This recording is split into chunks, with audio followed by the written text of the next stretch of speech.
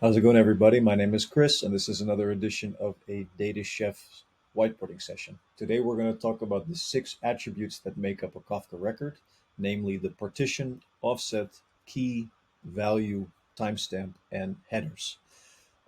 Every single Kafka record has these 6 attributes, and what we're going to learn today is a little bit more of the specifics behind each of them, why they're needed, and what they can be used for. We're assuming that the intended audience of this particular video are either developers or administrators that know what Kafka is, know how it's used between producers and consumers to exchange messages, but potentially developers or others that are that focus on just the key and value of a Kafka record without being aware of the other components. So, welcome and enjoy. The first 2 attributes we're going to talk about today are the partition and the offset. A producer sets the or assigns a record to a particular partition in the Kafka topic, and after assigning it, sending the data to the broker is assigned an offset associated with that partition. An offset is essentially a monotonically increasing number within the partition, meaning that the first record that enters a partition gets an offset of 1, and then the next one gets an offset of 2, and so forth, so that you always have an increasing offset associated with records.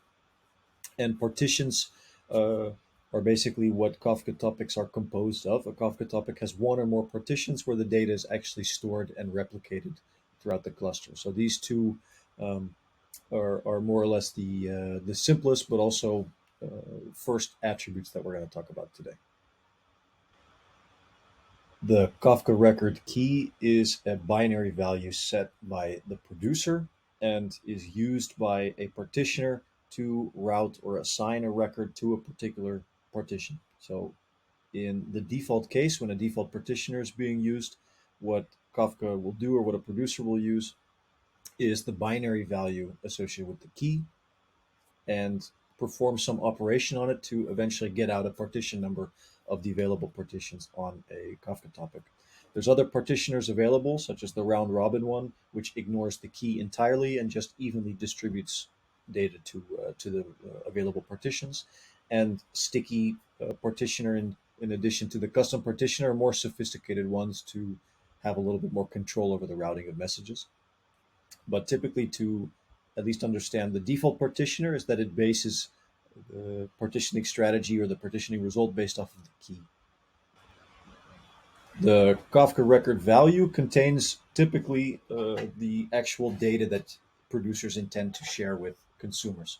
So it could contain anything, a JSON string, a more sophisticated serialized object like an Afro object, or even binary media, right? You can send images or even parts of images to a Kafka topic and have consumers construct the output during processing. What I've just added here as an example is some binary data that when the consumer receives it, converts it to its underlying JSON representation, which a consumer can then process however that it needs to. The next attribute that we're going to talk about is the record timestamp. So the timestamp is a kind of a tricky topic in Kafka because there's different interpretations of a timestamp depending on if you're a record producer from the perspective of the Kafka broker, as well as from the perspective of a consumer in this pipeline.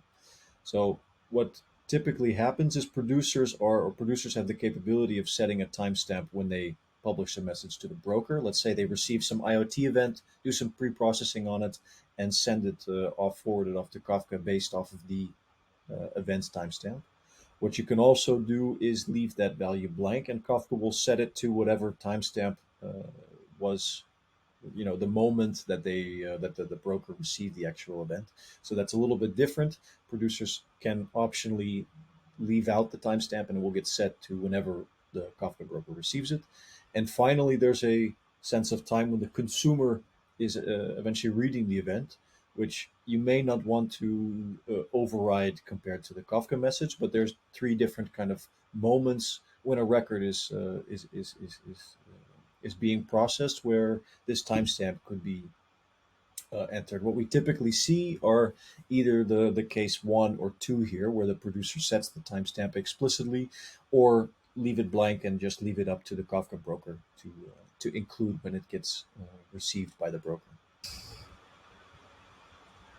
The Kafka record headers are arbitrary key value pairs that you can add to a Kafka record without influencing either the key, so the partitioning strategy, or the value, which is the essentially the actual content or payload of the message that consumers are typically interested in a Kafka record. So what I have here is a small mapping of various headers as an example, and two applications, a producer and a consumer, that are setting essentially headers to a particular record. So in this case, I'm adding an original app ID, telling whoever reads this message at least to look in the header to get an idea of some application ID. And finally, there's a tracing ID. So these are two common patterns that we've seen in the past of organizations or applications including interesting information into the headers without actually polluting the underlying payload contained in the value. For instance, for tracing. So you could add a tracing ID to a producer's message, not in the value, but adding it in the header allows both producers, consumers, and other observability tools to track the progress of particular application states without having to actually parse the underlying value, which may not be accessible or other reasons not fit for purpose. So, but headers are a really great and sophisticated part of Kafka records that to store this kind of information.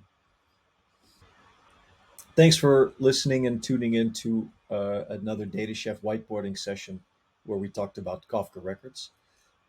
Really hope you enjoyed it and looking forward to the next installment.